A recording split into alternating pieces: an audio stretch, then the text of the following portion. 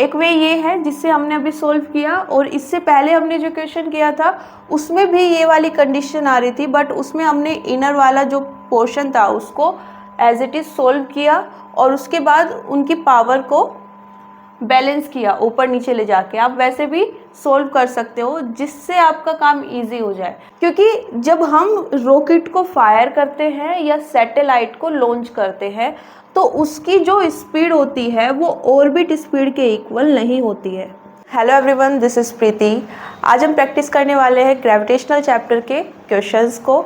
ये वीडियो आपको आपकी प्रिपरेशन का लेवल बताने से ज़्यादा कुछ ऐसे क्वेश्चंस पर फोकस करने के लिए है जिनका कॉन्सेप्ट तो हमें पता होता है पर फिर भी हम उनको गलत कर देते हैं, क्योंकि कुछ ऐसे पॉइंट्स शायद अभी भी हैं जो आप नहीं जानते, या फिर कुछ ऐसी इन्फॉर्मेशन जिनको यूज़ करते हुए हमें हमेशा कन्फ्यूज़न रहता है। तो आज की क्लास काफ़ी ज़्यादा इम्पोर्टेंट होने वाली है। चैप्टर काफ़ी इजी है और एग्ज़ाम पॉइंट ऑफ व्यू से काफ़ी इम्पोर्टेंट भी। तो अगर अभी तक आपने ये चैप्टर नहीं पढ़ा है तो ऊपर आई बटन में आपको इसकी वन शॉट लेक्चर की वीडियो मिल जाएगी, अभी जाकर आप देख लीजिए। और अगर आप देख चुके हैं देन अपने फर्स्ट क्वेश्चन से स्टार्ट करते हैं। क्वेश्चन है हमारे पास, the work done to raise a mass m from the surface of earth to a height h which is equal to radius of the earth. Work done निकालना है। एक हमारे पास बॉडी है जिसका मास कितना है, स्मॉल m, उसको हमें रेज करना है अर्थ की सरफेस से h हाइट तक। साथ में ये जो हाइट है ये इक्वल है अर्थ की रेडियस के। वर्क डन कैसे निकाल सकते हैं, चेंज इन पोटेंशियल एनर्जी से। यहाँ पर पोटेंशियल एनर्जी का फॉर्मूला कौन सा यूज़ होगा, क्योंकि वो जो हाइट की बात कर रहे हैं वो अर्थ की रेडियस के इक्वल है। देन हम क्या यूज़ करेंगे, ये यहाँ पर कैपिटल M अर्थ का मास है और R यहाँ पर हाइट है of body from centre of earth. Okay, क्या होता है ये चेंज इन पोटेंशियल एनर्जी, मतलब P final minus P initial. Finally कहाँ पर है, अर्थ सरफेस से h हाइट पर, तो हम क्या लिखेंगे, हमें R चाहिए, ये R होगा अर्थ सरफेस से h हाइट पर, तो अर्थ सरफेस तक आने में R हाइट सेंटर से प्लस उसके ऊपर h हाइट जाने के लिए टोटल कितना हो जाएगा, R plus h minus g small m। Initially कहाँ पर थी बॉडी, अर्थ सरफेस पर, तो सेंटर से हाइट मतलब R। ओके, ये यहाँ पर h भी कितना है, R के इक्वल है, तो ये हो जाएगा 2R और ये हो जाएगा